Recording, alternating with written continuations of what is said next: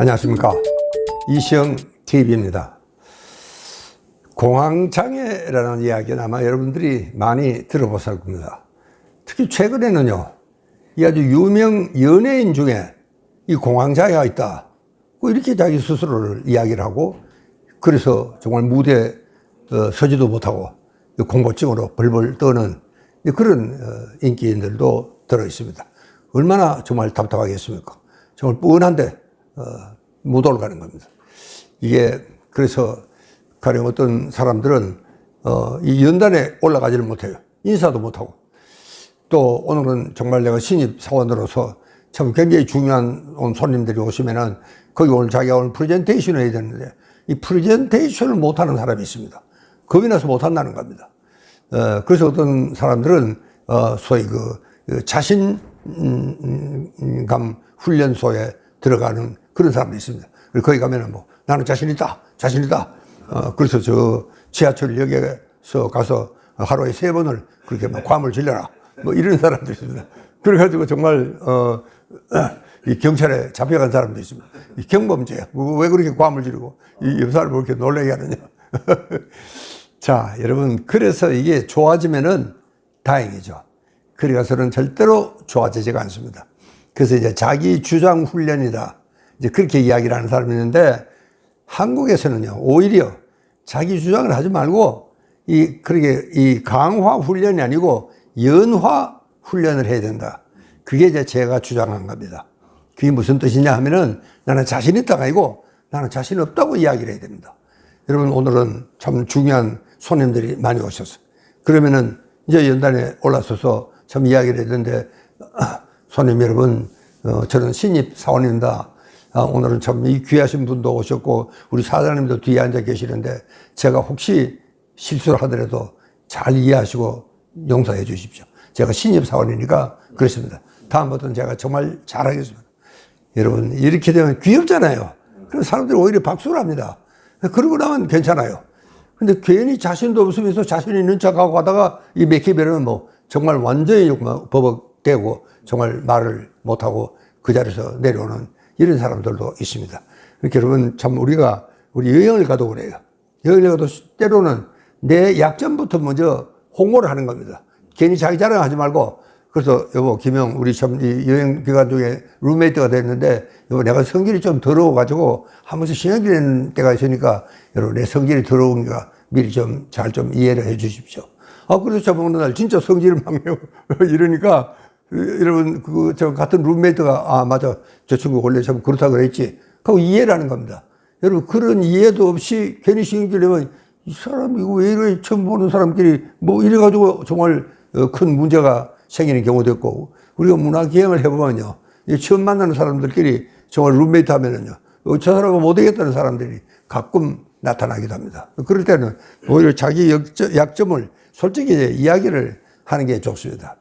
그러니까 이 공황장애는요, 참 굉장히 여러 가지가 많습니다. 그리고 어떤 사람들은 폐쇄공포증이 있습니다. 좀 좁은 데는 못 들어가요.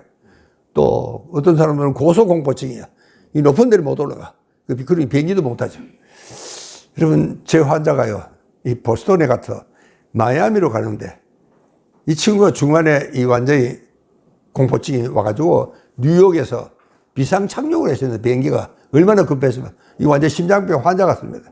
그래가지고 정말 병원에 가면은, 여러분, 병원에서는 제일 먼저 당장 뭐 숨이 넘어가는 사람 같으니까 산소 마스크를 씌웁니다.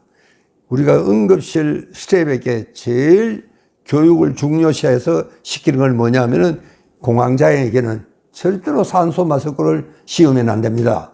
왜? 이 사람은 막 헐떡거리고 숨을 너무 쉬어가지고 산소가 너무 많아서 좀 걱정인데, 이 사람한테 그렇게 산소 마스크를 씌우면 어떻게 되겠어요? 그건 절대로 못하게 우리가 그렇게 시킵니다. 그러니까 어떨 때는요, 이런 환자들은 데리고 가령 뭐 이 터널 같은 데 못 들어가는 사람도 있습니다. 그럴 때는 이제 의사가, 주치의가 직접 환자를 옆에 앉혀놓고 터널로 들어가는 겁니다. 이걸 우리가 폭포요법이다, 그렇게도 이야기합니다. 뭐 홍수요법이라고 하는 말도 있습니다. 그러니까 이 사람이 제일 무서워하고 싫어하는 자극이라는 게 뭐냐, 터널로 들어가는 거 아닙니까? 이거를 아예 폭포처럼 확 퍼붓는 겁니다요. 의사가 데리고 들어가니까.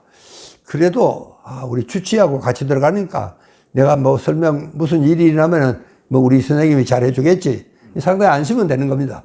그리고 이제 한번 통과하는데 뭐 저걸 죽지도 않고 별일이 없어서. 그래서 이제 차츰차츰 연습을 해서 좋아지는 이제 이런 과정도 있습니다. 그러니까 우리가 이제 한목에 너무 많은 걸 하지 말고 되게 그런 환자한테는 우리가 교육을 잘 시킵니다. 여보, 되게 이런 사람들이 가령 혼자 출장을 온 사람들, 이런 사람들이 밤중에 이 응급실에 찾아오는 경우도 흔히 있습니다. 호텔에서. 그러니까 이 혼자니까 이게 정말 갑자기 정말 마른 하늘에 벼락치듯이 이게 막 공황증이 발작이 오는 겁니다. 그러면 얼마나 놀랍겠어요. 그래서 좀 이 병원에 이제 데려오는데 그런 환자들한테는 제가 제 환자 하나도 시카고 교포인데 이 서울에 오기 전에 반드시 내가 어디 있는지를 확인을 하고 옵니다.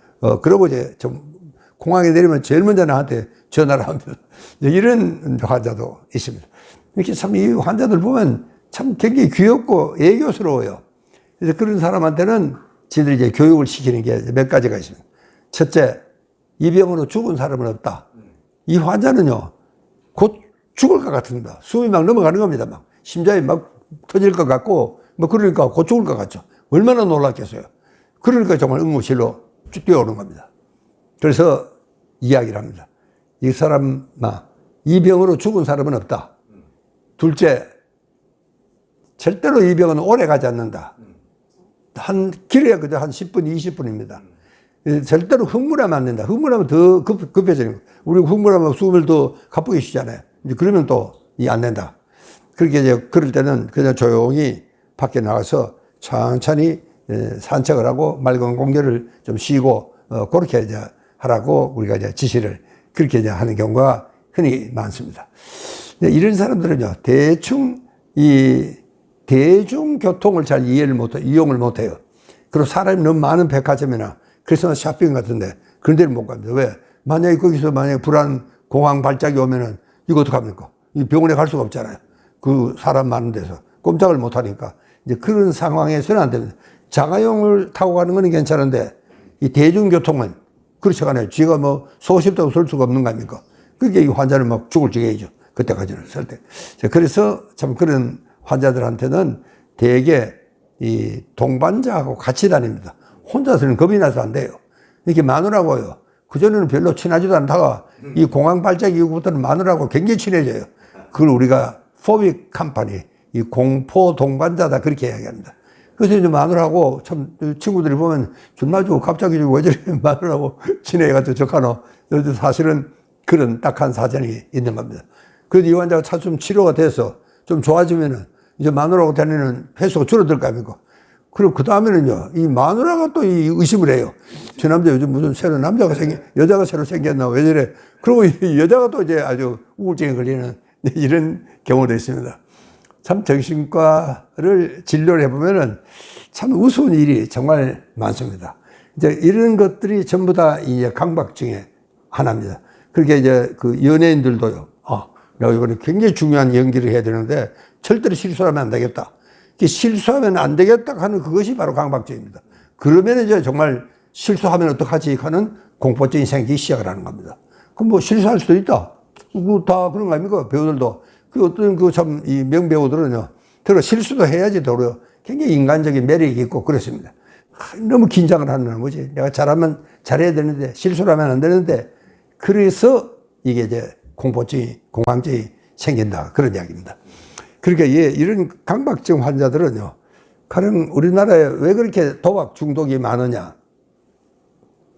여러분, 미국의 라스베가스에 가보시면은 그게 건전한 미국 시민들이 잘 살고 있습니다.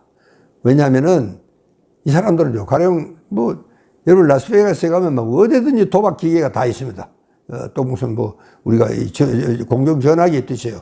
그렇게 이제 쇼핑 끝나고 이제 집으로 가면서 버스를 기다리면서 심심하면 남은 잔돈 가지고 한두 번 해보는 겁니다. 그러다가 버스가 오면 그냥 가요. 오늘은 재수가 있다, 재수가 없다. 근데 한국 사람은 그게 안 됩니다. 왜냐면은 이게 이제 절제가 안 되는 게 아까 제가 그랬죠. 세로토닌이 부족하면 이런 문제가 생긴다고. 이게 조절이 안 되는 겁니다. 그래 몇 판 잃고 나면은 여러분 처음에도 몇 판 따죠. 또 이 도박 거기는 다 그렇게 돼 있습니다. 심리적으로 몇 번 따고 신나게 만드는 겁니다. 그러면 정말 뭐 이 돈이 줄줄 쏟아질 때는 마치 뭐 정말 백만장자나 된 것 같죠. 그래서 그걸 이제 한 번 더 하다가 사중사중 말려 들어가는 게 이게 이제 도박자입니다. 그러니까 우리 한국 사람들은 이게 절제가 안 돼요. 조절이 안 되는 겁니다. 그 뭐 몇 판 해보고 뭐 한 판 따면 기분 좋다고 가고 이러면 오늘 재수없네 가고 집에 가고 뭐 그러한 융통성이 있어야 되는데 우리가 그런 면에서 이 강박증 환자들은 굉장히 유연성이 없습니다. 또 이 사람들은요 오기 발동을 잘해요. 몇 판 읽고 나면 에이 비름을 뭐 2판 4판이다 뭐 다 때려넣는 겁니다. 뭐 돌아갈 차비도 없어요.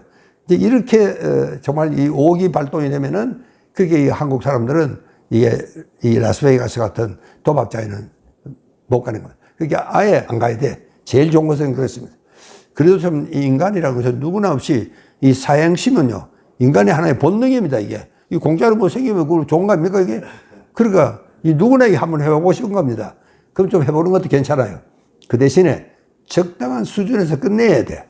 이제 그게 안 되니까 이게 문제가 되는 겁니다. 그래서 제가 세로토닌이 결핍된 상태에서는 절대로 가면 안 된다. 망하는 겁니다. 그래서 이게 세로토닌 결핍증 환자들은 절대로 이 도박판 근처에 가면 안 된다 하는 이야기를 말씀드리고 이야기를 마치겠습니다. 감사합니다. 네.